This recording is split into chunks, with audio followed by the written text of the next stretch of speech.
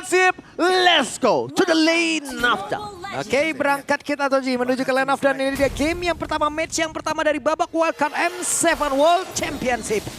Yap. Dari researchku, Ten ini memang punya salah satu favorit hero-nya ke Hayabusa. Sering di-ban juga Toji. Betul, dan banyak yang dinaik pick juga.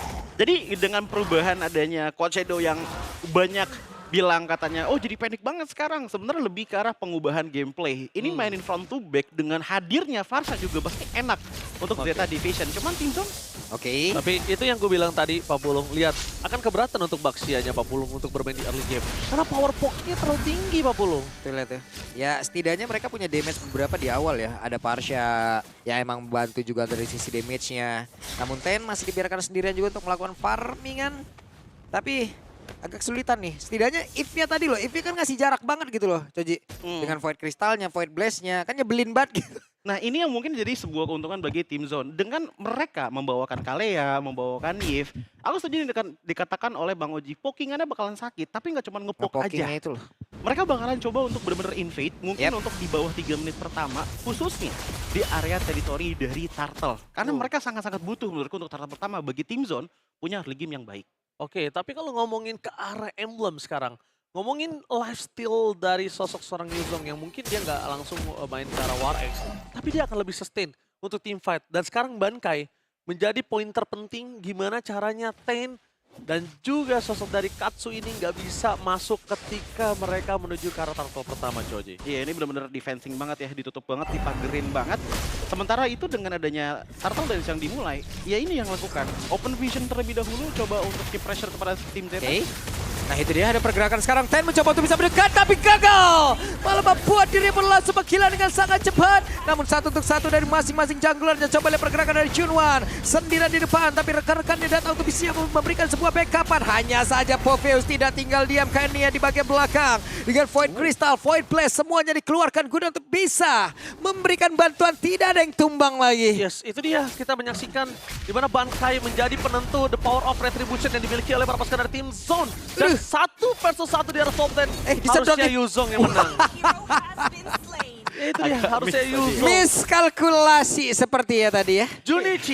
Junichi mengerikan sekali one boy situation. Tapi kalau bukan karena Bankai, Zazaura ini bisa kehilangan turtle tadi Pak Pulung.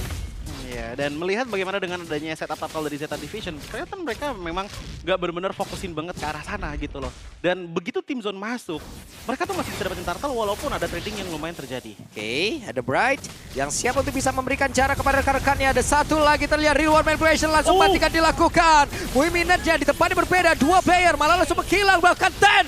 What happened? Langsung menghilang dengan sangat cepat, double kill Zaura. Yes. Seperti yang sudah saya sampaikan di awal tadi ketika draft pick-nya berubah antara Hayabusa menjadi jungler, melepaskan Baxia menjadi roamer. Perbandingan yang cukup signifikan langsung terjadi di lane of down. Mereka kesulitan untuk bermain di arah early game-nya. Baxia tidak sekeras itu, tidak secepat itu untuk mendapatkan level Joji seperti ketika dia menjadi sosok seorang jungler. Iya, yang lebih kelihatan lagi adalah dari tim Zeta Division yang memang coba untuk ngikutin tempo dari bagaimana trio mid lane-nya Team Zone berjalan. Kayak dimanapun Team Zone bergerak, Zeta bakal ngikutin gitu loh, yang dimana benar-benar obvious banget dengan kalahnya di arah early game, ngebuat skirmish kecilnya pun tetap dimenangi oleh Team Zone ya, karena mereka udah menang juga dari awal. Mereka sudah menang turtle, mereka juga sudah menangin damage-nya. Apalagi kita Ten dengan tumbang 2 kali, ini bakal ngedeny ataupun sangat memperlambat pembuatan item damage-nya. Rem langsung ini dia. Junichi, walaupun dia tahu dengan adanya posisi, Waduh, oke, sendirian. What? Apa yang terjadi? Posisi ketahuan di mana Turtle pun sudah muncul. Kemungkinan besar akan menjadi milik dari Team Zone. ya itu dia Junichi, walaupun dengan War Axe yang sudah di nerf seperti kita tadi perdebatan berada di arah Page Note, tetap akan menjadi satu item yang penting. Bukan karena lifestyle-nya aja jadi Choji. Dan solo kill di arah bottom lane hampir terjadi Pak Pulung. Oke, itu dia tonapan memori. Tidak mau dikeluarkan, hanya saja Zaura malah menjadi korban. Terjadi banyak peperangan yang tidak terduga. Real war manipulation langsung terlihat pula. Tapi di bagian bawah coba lihat. Apa yang akan terjadi? Zaman Force. Miring dikit nggak masalah. Miring dikit nggak masalah, tapi udah bubar. Udah bubar tapi ini. Bubar jalan. Salah arah nampaknya untuk para pasukan dari tim Z1. Lihat para pasukan dari tim Z1 yang harusnya tadi Haritnya mau coba untuk maksa ke semua. Lah di bawah lah, kesedot abis dong. Oke, wildcard begitu wild ini kayaknya Coci. Bener-bener wild banget ya, karena kita ngelihat kayak setiap menit bakal ada team fight yang berjalan. Bahkan aku ngelihat dari tim zone, mereka banyak banget inisiasi yang lebih agresif dibandingkan dengan Zeta. Tapi kayak contohnya tadi ada Yisun Shin di bawah. Itu jujur menurutku agak sedikit overdiving. Ngebuat akhirnya ada kill streak yang harus dipecahkan. Ngebuat Zeta masih bisa bernafas sedikit, tapi ngeliat dari rotasi kayaknya tim zone masih bisa leading. Ya apalagi karena kita lihat tadi ini ya kondisi dari para pasukan tim Z1, mereka melihatnya Brody yang sekarat. Jadi mangsa yang cukup lembut, mangsa yang cukup enak untuk dimakan nama seorang Zaura.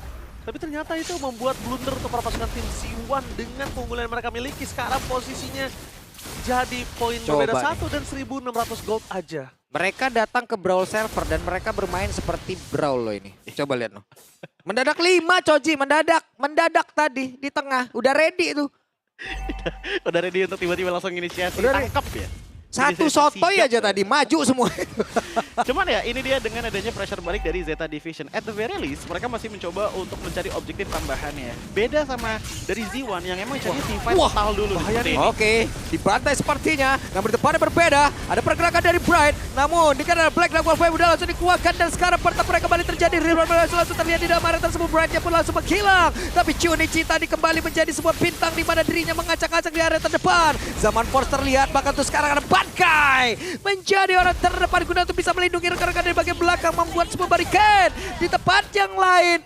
Dan harus merasakan seperti apa pahitnya kehidupan dan Muiminet selesai. Nowhere to run.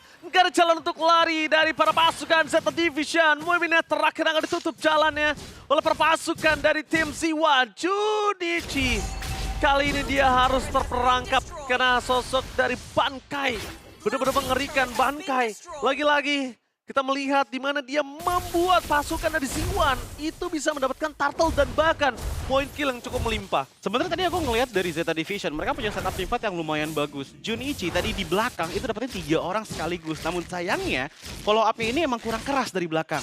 Baxia dengan ada itemnya Radiant Armor dan baru Radiant Armor, ini nggak bakalan terlalu kuat untuk bisa menutup adanya burst damage dari Zek Saura. Ini Brad mau bersinar kah? Oke, ada bantingan yang langsung dilakukan. Terlihat terjebak sendirian, akankah fokus damage-nya langsung masuk dalam tubuh dari Kani dan benar mendadak 3 player langsung down. Katsu hampir saja tadi menjadi korban. Wow. Begitu crispy-nya tadi dirinya itu ditembakin loh itu. Wow, itu lihat permainan dari sosok Zaura. Dia tahu dia bisa dapetin Ten dengan 3 kali hit. Semua pasifnya nyala, membuat Ten harus tergeletak lemas di depan sana.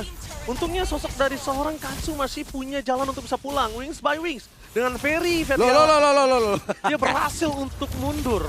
Hampir kelewatan tadi ya. Ingat ya, itu ada Oh my tombol God. di mana itu bisa diberhentiin dimanapun kita inginkan ya, jangan bablas loh. Tapi ya, aku ngeliat adanya pattern yang cukup repetitif tapi benar-benar jalan terus sama tim zone. Dengan caranya mereka ambil satu, initiate team fight. Kalaupun emang nggak mau diambil, seenggaknya mereka pick off 2. Itu adalah pattern yang terus terjadi, namun sangat works karena Zeta Division untuk sekarang tidak punya ekonomi yang dibutuhkan untuk bisa melakukan counter setup. Apalagi bagian Lord yang muncul nih. Nah ini pilihannya 2, antara push turret dan hilangkan Holy Defense ya, atau coba pancing ke dalam Lord bagi tim zone kepada Zeta Division. Ini bukan hanya tentang ekonomi, tapi lihat gimana caranya Baxianya ditutup. Baxianya sekarang mau coba untuk invite menuju ke arah Lord, udah akan ada Bright di sana. Bright tahu, oke, Kani nggak sekuat itu. Dengan melihat dari item para pasukan dari tim Z1, semuanya udah capable untuk bisa numbangin sosok dari seorang Kani. Mereka udah punya Glowing, Endless, Hunter Strike. Bahkan kita ngomongin dari Harith, dia punya damage yang cukup sekarang menuju ke arah Holy Crystal. Ya, even untuk dari item pun kita ngeliat adanya perbedaan jauh juga sebenarnya dari Zek Aura. Kita bandingkan dengan adanya Ten. Ini yang membuat akhirnya damage per second yang dibawakan oleh tim zone tuh benar-benar stabil banget. Bahkan kita ngeliat untuk K-nya itu sendiri ya, ini adalah waktunya emang untuk Harith bersinar. Apalagi Harith yang udah snowball dari awal. Makanya aku bilang dari awal, sebenarnya tim zone emang bermain bener-bener kalau misalkan emang ada snowball eksplosif yang mereka bisa bawakan, ya mereka bawakan untuk di game kali ini. Kelihatan dari early game-nya, tiap menit yang berjalan ya, apalagi dengan Harith yang hampir sudah full item dan mungkin lagi mengejar ke arah Holy Crystal. Beda sama adanya Phoveus yang dimana mereka mencari dynamic itemnya. Dari segi offense ada, defense juga ada, dengan anti-Quest sudah disematkan. Pertanyaan aku, Coji, kenapa Hayabusanya tetap bermain dengan Skypicer dengan kondisi saat ini? Endless lebih wise menurut aku. Ya mungkin menurutku di sini adalah karena Brunei juga nggak bisa ngapa-ngapain. dari damage pun belum terlalu Bright. berasa. Oke, Oh. Bright akan kami dapatkan satu korban dan benar saya ada Junichi menjadi korban dan shutdown. Satu bintang utama mereka yang dari tadi memberikan sebuah aksi. Namun untuk kali ini malah menjadi korban utama dan Tennya pula sempat hilang kembali. Mega kill masih langsung didapatkan. Wipeout selesai harusnya. Wipeout. C1 meratakan berpas.